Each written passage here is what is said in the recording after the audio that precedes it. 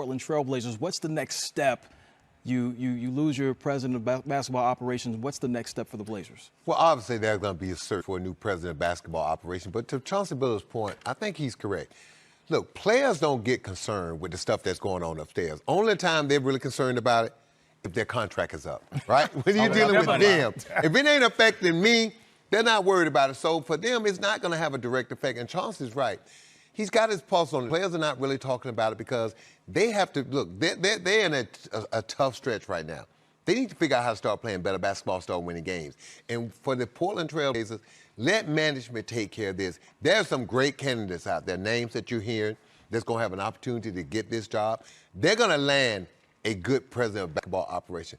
The problem with the Portland Trailblazers right now, they got to get their roster figured out. They made some trades last year where they gave up 2 first-round picks for Robert Covington and Derrick Jones Jr. that have not panned out. And so everybody was talking about they need to do something to try to keep Dame.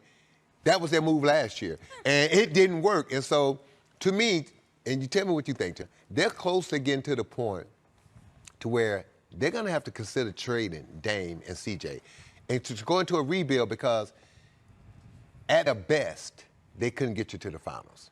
And now they're not at their best. And this team is not a playoff basketball team right now the way it's constructed. So your only 2 assets, the 2 most important pieces you got is Dame Lillard and C.J. McCollum. So at some point, when a new GM comes in, I promise you when he comes in, he's going to come in with a mindset of looking at things, maybe making some major changes and starting over, keeping young players and try to build this thing back the right way. First-round exits and for the last 5 seasons for the Portland Trailblazers. They did make to the conference finals 1 year against Golden State. Channing, you're obviously very close to everything that goes on with Portland. Your thoughts on everything that's happening now? So I'll start with this. If I had to put my GM hat on, when you have a top 2 or 3 guard in the league or a top 10, 15 player, got to take a chance. And this team, this roster is very stale to me.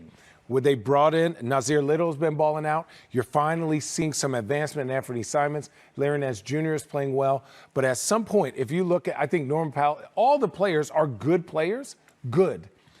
This team is stale because there's no length. The NBA game has evolved, right? Defensively, they're usually the bottom 3 in the league. Last year, they were bottom 3 in assists, which you can't do. This is a very big copycat league, right? You're in a great city. Dame, your leader, one of the best leaders in the NBA, wants to stay there. Build around him that is conducive for actually winning. I think the city of Portland and every Blazer fan is not going to upset if you get to the second round, you play the Warriors who win it, or you get to the second round or the first round, and you're actually or the finals and you lose to a championship caliber Lakers. But when you try to you put meat, bread, and try to keep flipping it and explaining it to us that it's not a burger, man, it's a sandwich. A burger is a sandwich. Okay, all right. So I feel the analogy, but I looked at the camera on purpose because that's all fine and good, and I'm pretty sure you know what you're talking about. However, at home they're 10-2, which is the second. The crowd is great. That's fine. But on the road, so what is the big difference? I mean, we know the crowd does play a factor. However, players play. What did you say earlier? Coaches don't shuffle their feet. Fans don't shuffle their feet either. Yeah, they're a bad team on the road right now. And look, it's hard to win games on the NBA in the road. That's why the schedule's set up. The schedule is set up to give the home team a slight advantage. It is understood that way. So it's tough to win on the road in the NBA. That's why when you look at Vegas, most of the time, even bad teams have an edge at home. But to Shannon's point, I agree with him. This team, when you watch Portland, even at their best, when Terry Stotts was there and they was playing their best, did you see how hard it was for them to score?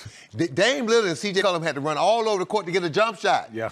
They don't have scores at every level. To be a championship caliber team, you got to be able to shoot the 3. You got to have guys that have a mid-range game, and you got to be able to score in the paint or get to the free throw line. The Portland Trailblazers don't do that. To your point, they don't have length on defense. Yeah. They don't have size in the backcourt.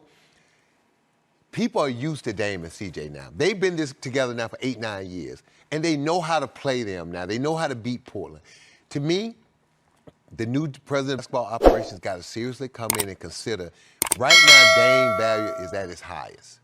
You trade when it's high, not when it's low. If you wait a couple years to Dame's on the downside, you're not going to get the value that you can get for him right now. Well, I'll say this. Dame is a small guard. You can't have, if you look at every other small guard in the NBA, what do they put with? A athletic big man, so that when they get beat, which they're going to get beat. If you watch the Blazers, Norm Powell, CJ, and Dame, everybody just goes downhill. And Nurk, as good a center as he is, he's not a shot blocker. And Robinson Covington is he's a very solid on-the-ball defender, but he's better off the ball. So you need to change the roster up to actually fit your best player. And if you're not going to do that, then yes, then move on with them and get some good pieces back. They're too small, to your point. They're too small. You just can't compete like that. You can't have Steph Curry. This is Steph Curry, Monte Ellis. You needed Klay Thompson. Did you see with Drew Holiday, his length and height gave problem to Chris Paul in the finals? Yo. Did you see that? Dude, it matters.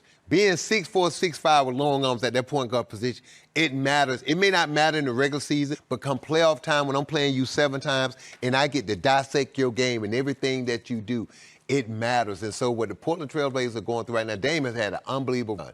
And Dame would never, ever ask out. Right. But do you see how he's playing? He's playing like he's ready to go. Right. Do him a favor. Don't make him ask to leave. Don't make it ugly. Trade him to the best possible place. Get the most assets you can. And then Dame come back and have Damian Lillard, they retire his jersey, put a statue out front. Wow, Sam already has the plan mapped out. CJ, Dame.